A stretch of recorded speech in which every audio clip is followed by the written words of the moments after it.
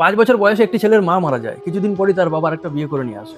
সৎ মায়ের হাতে তার ফ্যান ভাত যতটা জুটতো তার থেকে বেশি মার জুটতো। 2 বছর পর তার একটা ছোট্ট ভাই হয়। সে তার ভাইকে খুব ভালোবাসতো। এর ঠিক 1 বছর পর তার বাবাও মারা যায়। তারপর তার মা ওই ছোট্ট ভাইটাকে নিয়ে এক ব্যক্তিকে বিয়ে করে চলে যায়। এই কুলে তার আর কেউই ছিল না। শেষমেশ তার মামারা তাকে বাধ্য হয়ে নিয়ে যায়। সেখানে গিয়েও তার কপালে একই জিনিস জুটলো।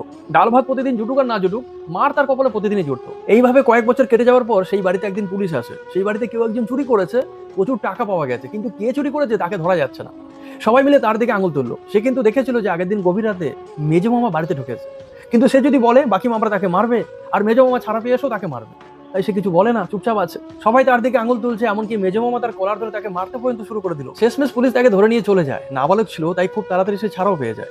ছাড়া পেয়ে সে আবার মামা বাড়িতে আসে, কিন্তু মামারা তাকে বাড়িতে ঢুকতে দেয় না। মেজো মামা তাকে রাস্তার উপর ফেলে লাঠি দিয়ে প্রচুর মারতে শুরু করে দেয়। সেটা গ্রামের মানুষদেরকে বোঝাবার জন্য যে সেদিনকে আমরা চুরি করিনি, চুরিটা এ করেছিল, আমরা চোরদেরকে প্রশ্রয় দিই না। শেষমেশ কিছু মানুষের দয়া সে সেখান থেকে বেঁচে ফেরে। রাস্তায় চলতে চলতে সে ভাবে যে আমি আর বাঁচবো না, এই পৃথিবীতে আমার কে আছে? কেউ নেই, মা নেই, বাবা নেই, যাওয়ার কোথাও জায়গা নেই, সারা জীবনে মার ছাড়া তো কিছুই পাইনি, আমি আর বাঁচবো না। একজন সাধু বাবা দূর থেকে এটা আন্দাজ করেছিল যে ছেলেটি খারাপ কিছু করতে যাচ্ছে। সাধু বাবা সবকিছু শুনে বললেন যে তোর জীবনটা অনেক কষ্টে কেটেছে, আমি চাই না যে তুই মরেও এত কষ্ট পাস। তুই যেভাবে মরতে যাচ্ছিস সেভাবে মরতে গেলে তোকে 1-2 ঘন্টা কষ্ট পেতে হবে।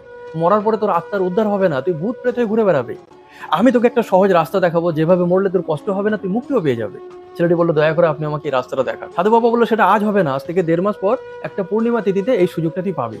তবে এতদিন তোকে আমার সাথে থাকতে হবে, আমি তোকে যা বলবো সেটা তোকে করতে হবে। ছেলেটি বললো আপনি আমাকে যা বলবে আমি তাই করবো। যথারীতি সাধু বাবা তাকে সঙ্গে করে নিয়ে গেলেন নিজের আশ্রমে।